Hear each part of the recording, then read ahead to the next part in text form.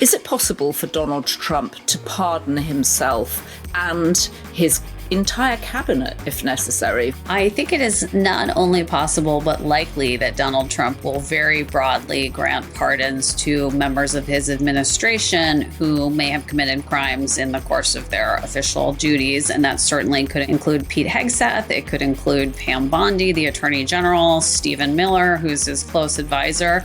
And it also, frankly, could include large numbers of people like the ICE agents who are carrying out his immigration agenda.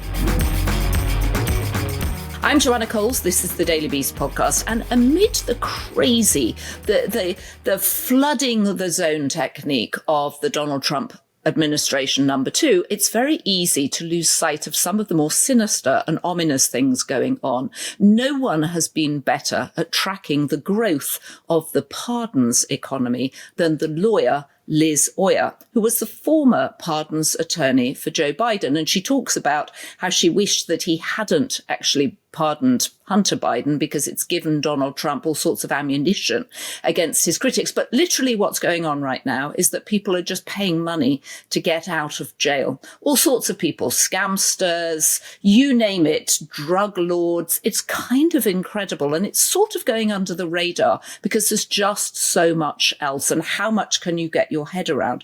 Anyway, we're going to start this episode with a clip from Joanna Chrisley, who is the daughter of Todd and Julie Chrisley, who were TV reality people who were totally scamming people. They went down for wire fraud and all sorts of corruption, and they got a 7-year federal sentence. They ended up only serving 18 months. And then miraculously, Donald Trump decided to confer mercy upon them, and they were freed from jail. Here is their daughter defending their release on the podcast Behind the Table last week and claiming that no money changed hands. I think, you know what? The president has full authority to pardon individuals. Biden pardoned his son on his way out. So for me, I am grateful for the pardons. It gave us our lives back about 7-8 years before we ever would have. Right. So my parents got to come home. They got to with my little brother to move into his first apartment in college. They got to do so many things they would have missed out on. I understand that there's backlash from it, but there's backlash, I believe, because the media loves to report false things. There was a podcast that came out that said I paid $1 million for a pardon. That is 110% false. Liz Oyer, no one has been better at tracking this pardon economy. You heard there an example of Joanna Chrisley saying that she didn't pay $1 million. We have no idea what she did pay. We don't know whether or not she paid someone as a middleman, one of the increasing lobbyists who are trying to get people out of jail and doing business with the Trump administration. You were the former pardons attorney for the Biden administration. You've been on the podcast before, and for people who haven't seen you before or aren't tracking your meticulous coverage of the pardons economy on Instagram, what should people be concerned about now? And can you explain this burgeoning pardons economy? So Donald Trump has turned the pardon power into a completely transactional instrument. He has monetized it and made it a political tool in ways that we have never seen before in this country. The pardon power gets a bad rap sometimes because people think of these examples throughout history of pardons that have been granted based on political considerations. A notable one is Bill Clinton's pardon of Mark Rich, who was a political donor who was actually a fugitive at the time. But those actually are a small minority of the pardons that have been granted throughout history. And for the most part, what has anchored the pardon power has been the idea of mercy, granting second chances to people who have really earned and deserved them. them. And there's a long-standing set of guidelines that the Justice Department has in place that talk about who should be considered for a pardon. And they're really very rigorous, and they're really based on merit. You really have to earn it to be recommended by the Justice Department for a pardon. Politics don't come into it. Wealth doesn't come into it. It's really all about, have you demonstrated rehabilitation? Have you demonstrated that you have moved on with your life since your conviction in a positive direction? But that has all gone out the window under Donald Trump. So can you explain to us, you mentioned, and you've basically brought into the conversation this sense of the Trump's pardon economy, but it's not people paying him literally, right? It's not people coming up with a check for $1 million and saying, I need you to get my parents out of jail. Yeah, it's very transactional. And sometimes the transaction involves money changing hands. Sometimes it's other considerations. In the case of Savannah Chrisley, she got on the campaign trail for Donald Trump and became a very vocal, outspoken supporter of Donald Trump. She spoke at the Republican National Convention on his behalf, and she ingratiated herself to him by doing political favors for him that helped him to get elected. And that was how it appears that that's how she was able to persuade him to pardon her parents. Her parents are people who did not go through the ordinary process of applying for a pardon, didn't demonstrate that they were deserving of a pardon. They're people who did not pay back the debts that they owed to the victims of their crimes. They committed multi-million-dollar fraud scheme, and they owe, I believe, over $10 million in restitution to the victims of their crimes. But that was wiped out by Donald Trump's pardon. And that is an example of the transactional nature of the pardon power under Donald Trump. So maybe she didn't literally pay them any money, but she gave Trump something of value and was rewarded with the pardon of her parents. So not everybody is going to go out there on the campaign trail for him, but what are the other ways of leveraging connections around Donald Trump to try and get someone out of prison? And just as an aside, I was, mind blown when she says, oh, now my parents are out and they can take my little brother to his first apartment. And you're thinking, what about the people who are owed millions of dollars and get no restitution? Let's come on to restitution in a moment, but can you just explain this sort of layer of people who are taking money to hustle the president to get people out of jail? Yeah, and on that point about, what my family being reunited, she talks about her brother. There are so many people who are legitimately deserving of that opportunity. There are so many families that have been broken apart by incarceration. And in many cases, there are people who've been incarcerated for decades and would do anything for the chance to be reunited with their families. Those people have applied through this ordinary, rigorous process. They don't have political connections to leverage. So to hear Savannah Chrisley say that about her family when there are so many deserving families who are waiting is really just, it's tone deaf to say the least. And it really illustrates this two-tier system of justice that Donald Trump has created, where people like the Chrisleys get one standard of treatment, and then people who, have no political connections are treated differently. But there are lots of ways to leverage this access with Donald Trump. And that's just one example. We've seen much more direct sort of pay for play instances of pardons. There's a guy named Paul Walsack, for example, who was a healthcare executive. He skimmed millions of dollars off the tops of the paychecks of his employees, doctors and nurses who worked for his companies. And he used the money to buy a yacht and for luxury shopping sprees. And he was sentenced before a judge who rejected his plea to not go to prison. And the judge actually said, I am sentencing you to 18 months in prison because I am sending a message that wealth is not a get out of jail free card in this country. You must be treated like anyone else would be treated. And he sentenced him to prison for this large scale fraud. Very shortly after, Walsack's mother, who was a major Republican donor who lived in Palm Beach near Mar-A-Lago, paid $1 million to have dinner with the president at Mar-A-Lago. And within days after she attended that dinner, Donald Trump granted her son a full pardon before he served even a day of his prison sentence. So that's very clearly sort of a transactional quid pro quo. It's incredible. I mean, can you talk also about CZ, the founder of Binance, who was fined, I think, $8 billion by the Biden Justice Department for money laundering? He was sentenced to 4 months in jail. Of course, very conveniently for him, he ends up having an arrangement with the Trump family crypto fund, and he miraculously bounces out of jail. Yeah, so CZ is a Chinese businessman who's now a citizen of the United Arab Emirates, and he founded the company Binance, which was a major cryptocurrency trading platform. He was prosecuted because his platform was being used. He was allowing it to be used to finance international criminal organizations and terrorist organizations, organizations like Al-Qaeda, and he was allowing it to send money to Iran. So very dangerous activity that the U.S. government determined was harmful to U.S. national security interests. He was prosecuted, and he and his company agreed to pay massive fines. He started campaigning for a pardon while he was in prison, researching how to get a pardon, and then he made a calculated appeal to Donald Trump that involved brokering a transaction whereby $2 billion would be invested in Donald Trump's family cryptocurrency business. He facilitated that infusion of billions of dollars of money into the Trump's crypto business just as it was getting off the ground, which was sort of a crucial moment for the success of that business. And Donald Trump's family directly benefited from that investment, his sons who run the business as well as himself.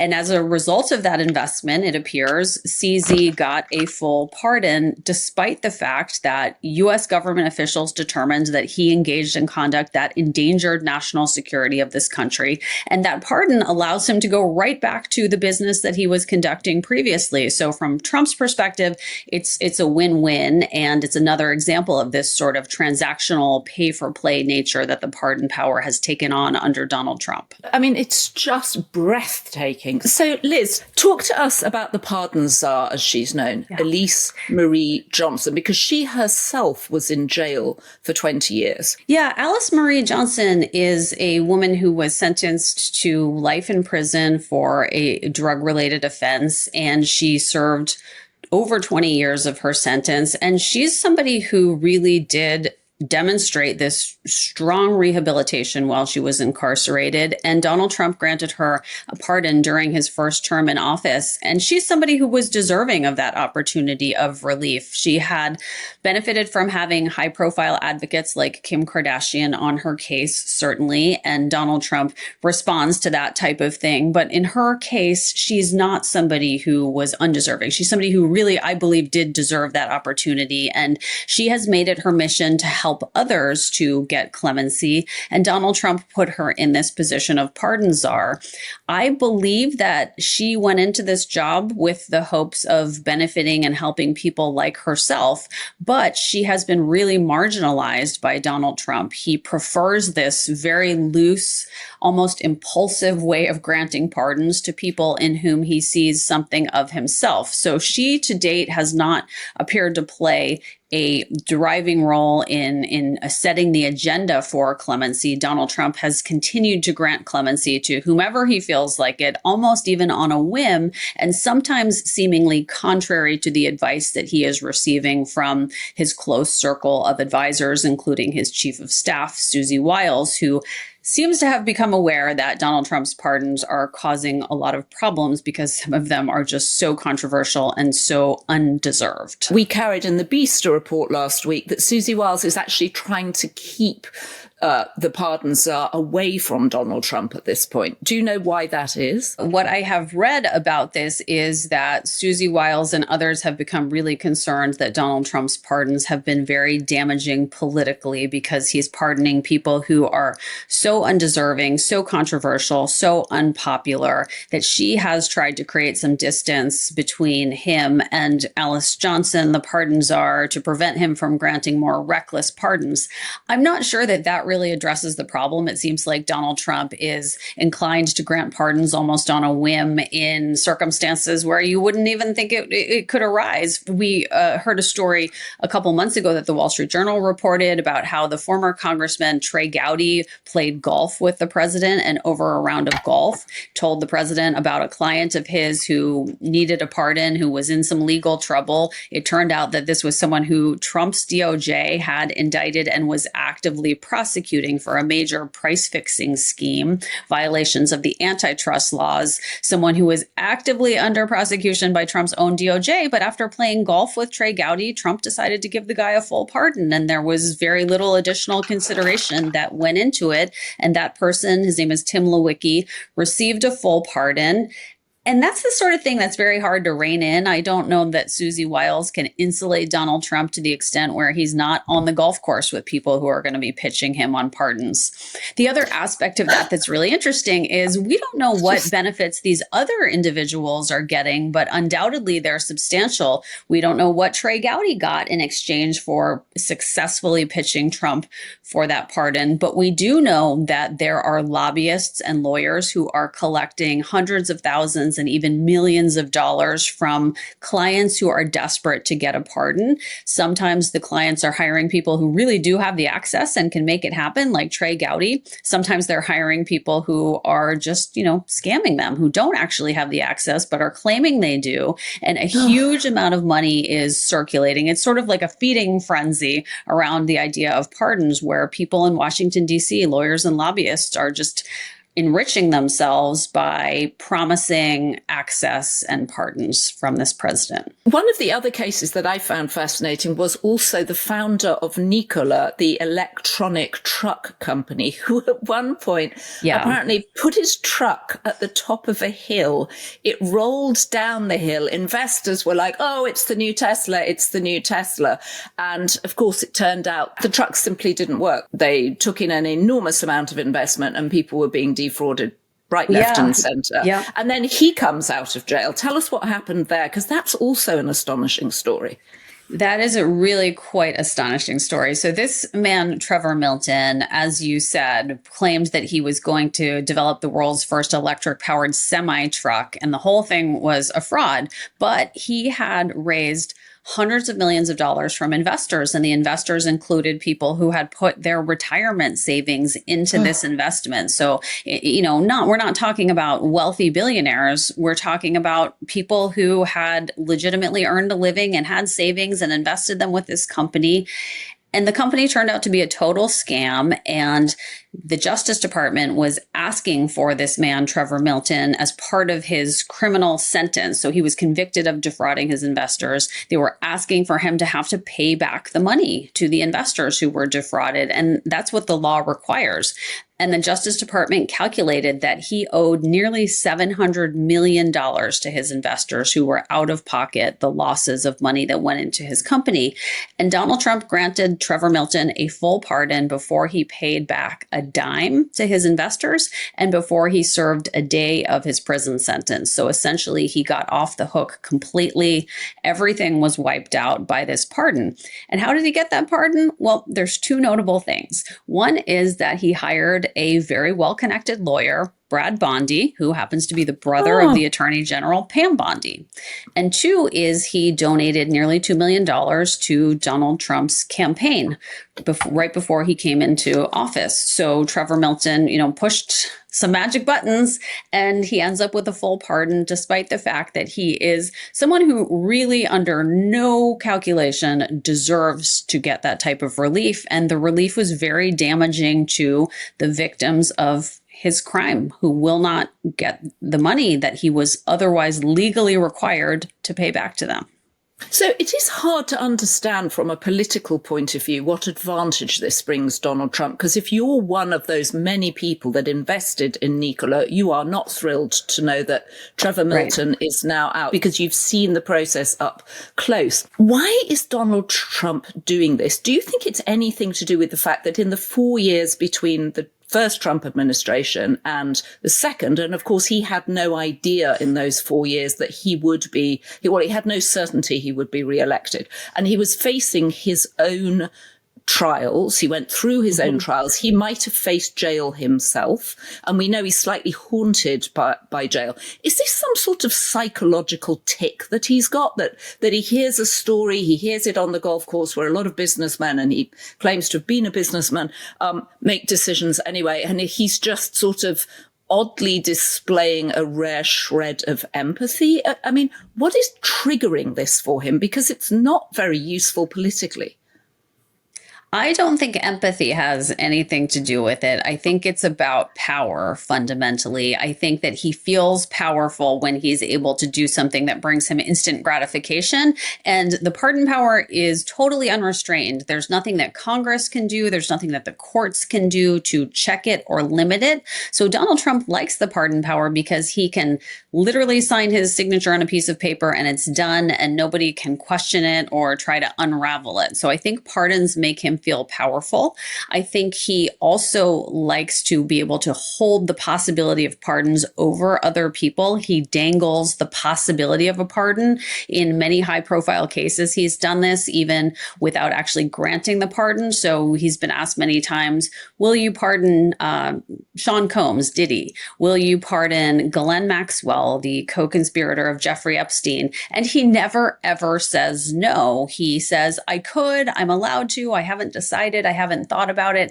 And that is a power in and of itself because it keeps people on the hook. It keeps people bending over backwards to do anything they can think of to please him or ingratiate themselves with him in the hope of getting a pardon. So I think he likes that aspect of it as well. And I think that he tends to grant pardons to people in whom he sees something of himself. There's one pardon in particular. I mean, there's really no way to explain why he did it other than that he felt sort of a kinship with this person. And that's the former president of Honduras, Juan Orlando Hernández. Fascinating case. Yes, he was convicted of this massive drug conspiracy, essentially corrupting his own country, turning it into a narco state.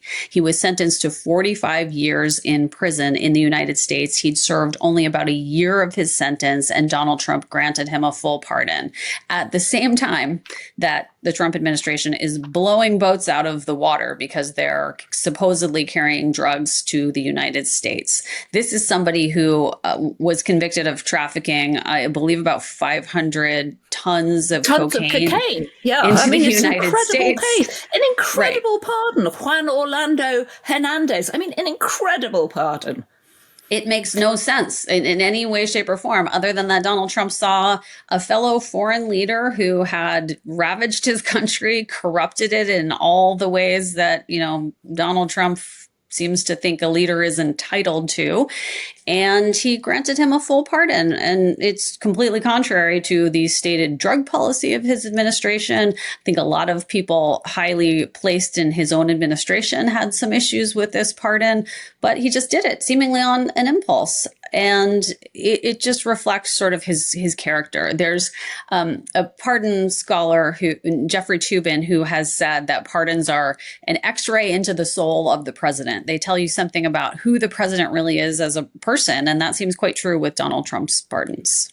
Yeah, you can't imagine that Marco Rubio feels good about that because he and Pete Hegseth, obviously the Secretary of State and the Secretary for Defense / War keep banging on about the drugs that are coming in and, damaging the US. And yet someone who supplied 500 tons of cocaine is miraculously released from jail. I also saw that Trump at the time said, it was a Biden witch hunt. It was a Biden witch hunt. So he's obviously got the sort of political witch hunt still very much at the front of his brain about it. So Liz, one of the claims that the Democrats are making is we need to get back into Congress. The minute we're back, we're going to hold the current administration to account and we're going to try and impeach everybody. And, there's been a lot of talk about jailing, especially for the the action going on in the Caribbean over the little boats that are being blown up and whether or not this is in contravention of international laws.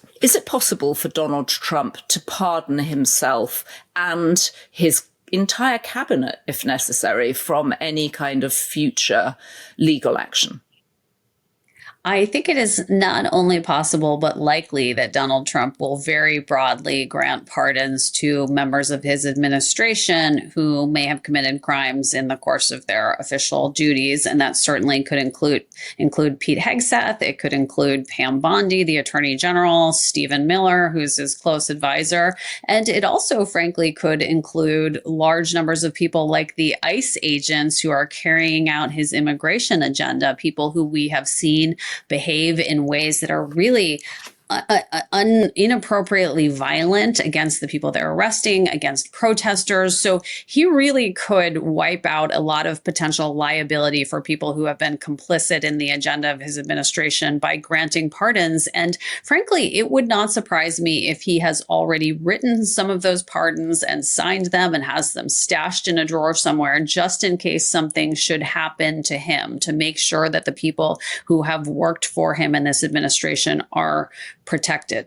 In terms of pardoning himself, there's not a clear answer under the law as to whether the president can pardon himself. The Justice Department in the era of Richard Nixon took the position that Nixon could not pardon himself, that's not a legal authority of the president, but that's never been settled by a court. And ultimately, the Supreme Court would likely have to be the final decider of that. I will say, however, that the court has extended the president such broad immunity already through their decision in that presidential immunity case before Trump came back into office, that it seems to have emboldened him. He knows that he's not likely to be able to be held accountable criminally for anything he's doing during his presidency, and therefore he probably won't need a pardon because of the broad legal immunity that the Supreme Court has already given him. Can you tell us also about the 5 NFL players that got pardoned last week?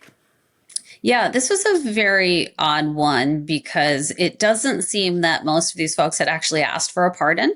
Donald Trump just sort of spontaneously pardoned 5 former NFL players. One of them is actually deceased. He's been dead for years now, so really has no need whatsoever for a pardon. And right. One of the players gave an interview. I believe it was Jamal Lewis, who played for the Baltimore Ravens. And he gave an interview in which he said that he was incredibly shocked to received this phone call telling him that he'd gotten a pardon and that it was welcome, but he had no expectation of receiving a pardon because he hadn't applied for a pardon.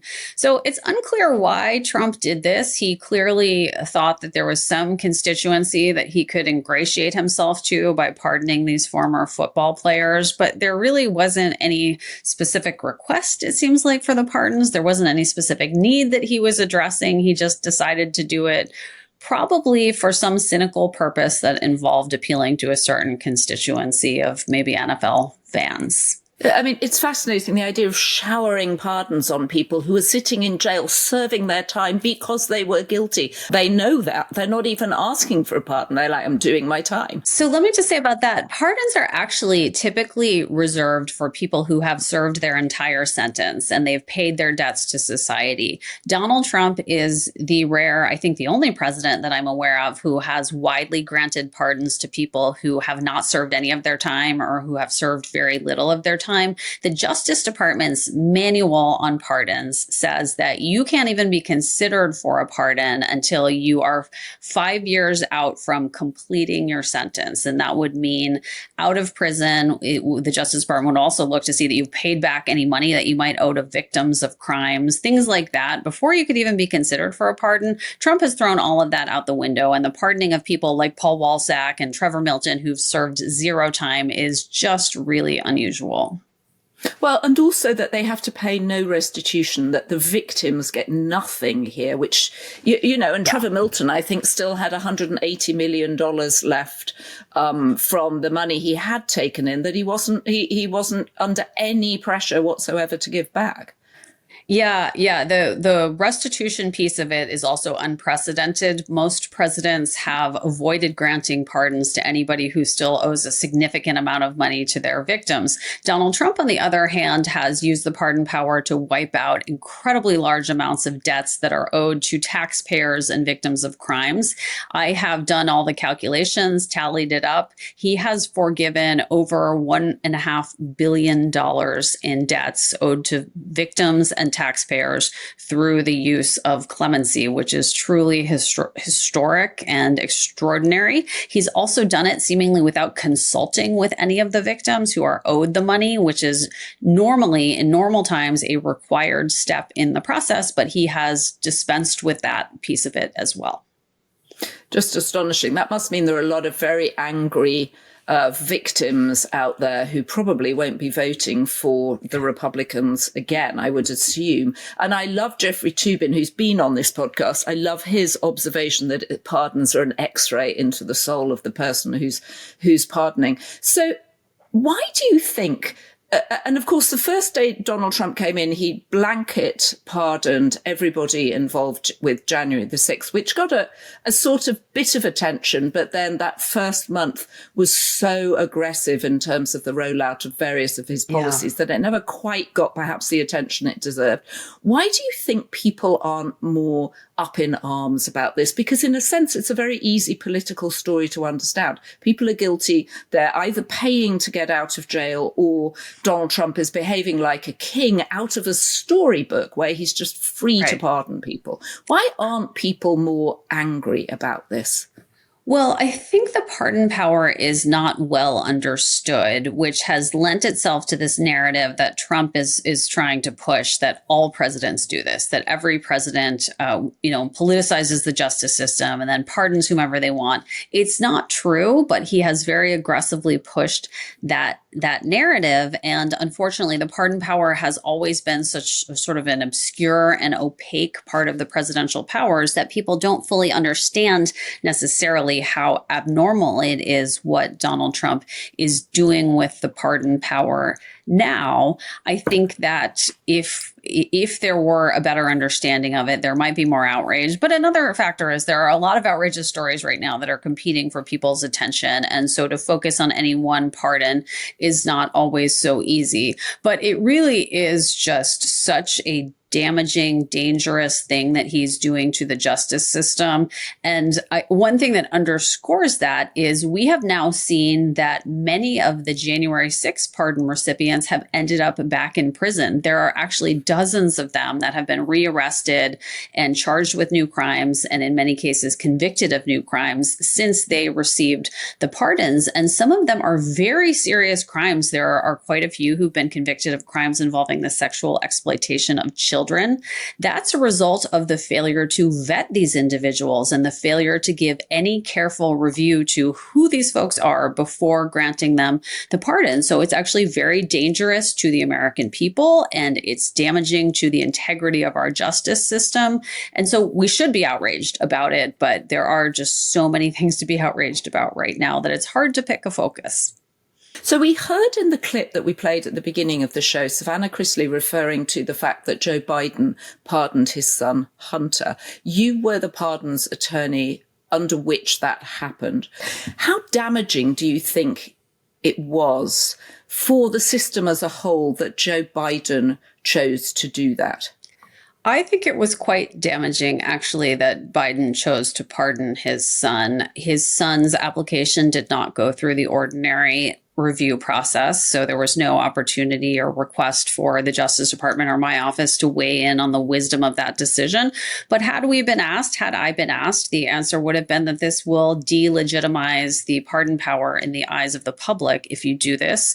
Also, it's unfair to the people who are waiting their turn, who also are desperate to receive pardons, but don't have the last name Biden, if you let your son jump the line in this way and give him special treatment. So I do think it was quite damaging. I don't think that what Biden did is on the same scale or anywhere close to what Trump did in terms of corrupting the pardon power. But Trump has effectively used the pardon of Hunter Biden to spin his own narrative that every president does this. And no president has ever done it to the same degree as Donald Trump is doing it. But certainly the pardon of Hunter Biden has helped to fuel Trump's own narrative about the pardon power. Right. And you can hear people say, I know I've tried to have this conversation with people and people are like, well, Biden pardoned his own son. So what are you going to do? It's a kind of everybody's at it. Everybody's doing it. But as you say, the scale that Donald Trump is doing it on is just unprecedented. So we've talked about pardons, and that's certainly one thing that is going on. But you've also noticed that there's an increasing disregard for what the courts are actually asking for. Can you talk to us a little bit about that? Because that also seems to be something that people should be alarmed about. Yeah, this administration has literally declared itself to be at war with the courts. Todd Blanche, the Deputy Attorney General, and also formerly Trump's personal attorney, has used the term war to describe the relationship between judges and the Justice Department, which is absolutely unprecedented. In normal times, the Justice Department enjoys sort of a presumption of credibility with the courts. It's a repeat player. It's a respected institution, but that has all fallen apart. In large part because we've seen the Justice Department repeatedly over and over again violate orders of courts.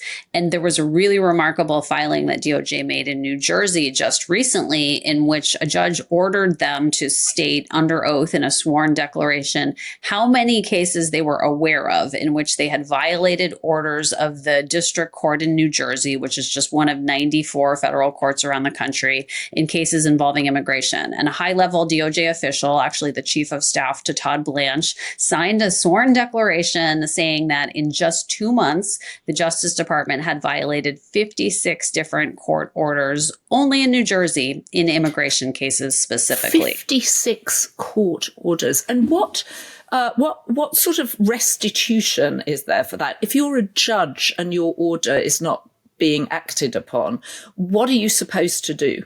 So judges can hold lawyers in contempt of court. It's extremely unusual, but we actually saw that happen for the first time in memory in Minnesota, also within the last week or so, and also in an immigration case. The court there is experiencing a similar issue where they've found that DOJ has violated dozens of court orders in just recent weeks, and it's a repeated, persistent problem. So a judge actually imposed a sanction of contempt of court on a lawyer there to try to correct their behavior.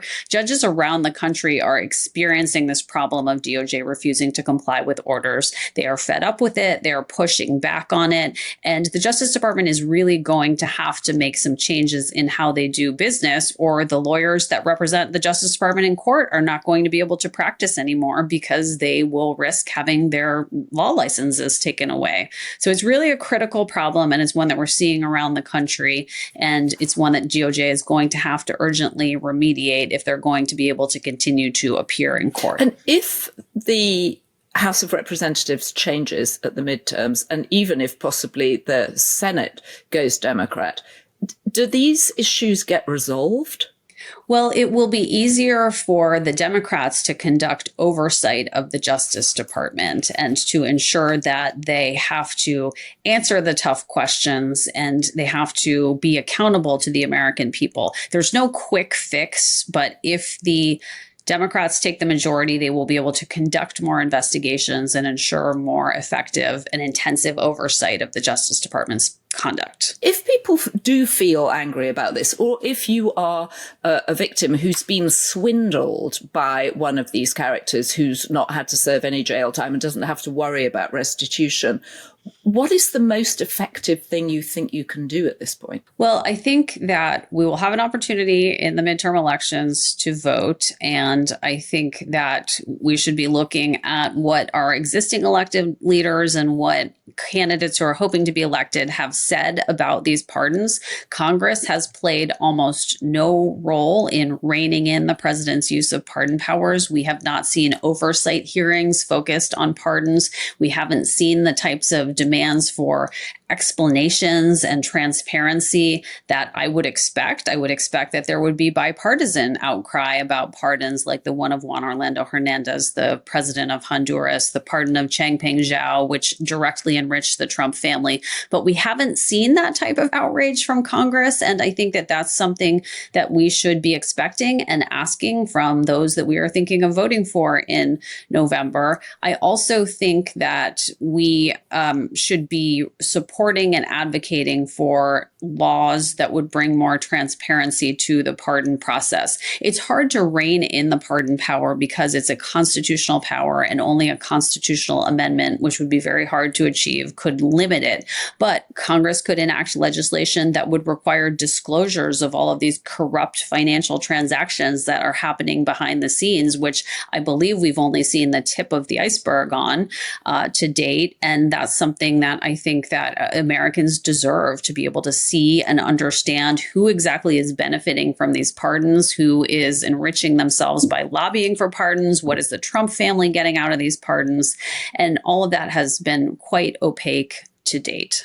Well, and what is the head of the DOJ, Pam Bondi's brother, getting out of these too? Right. I mean, just astonishing that he's able to pull this off. Yeah, that's actually a whole, we could do a whole conversation about this special treatment that has been given to the clients of Brad Bondi, Pam Bondi's brother, since she became the Attorney General. He has had some really remarkable wins in which the Justice Department has dismissed charges against clients of his and intervened on behalf of his clients in other litigations. So the corruption of the justice system is really thorough at this point, and many people are profiting off of it in ways that we should discuss in a future episode. Okay, well, we can definitely come back and do a special on Brad Bondi. I'm fascinated the fact that Trump has, put in two of his former personal lawyers, Pam Bondi and Todd Blanche, to run the DOJ. At this point, it is his own DOJ, as we saw from that enormous banner he unfurled outside the DOJ last week. And as you constantly use the word unprecedented, and it's constantly used with the second administration of Donald Trump, and yet still it seems to go on. Well, the other thing I would suggest people do is to follow you on Instagram. You're meticulous in the way you cover this stuff. I became completely sort of gripped by it feels like daily updates. You've really done sterling work. Thank you very much for joining us. And you must come back and we will dig deep into Brad Bondi. Thanks so much, Joanna. I really enjoyed the opportunity to talk with you. It's great to have you.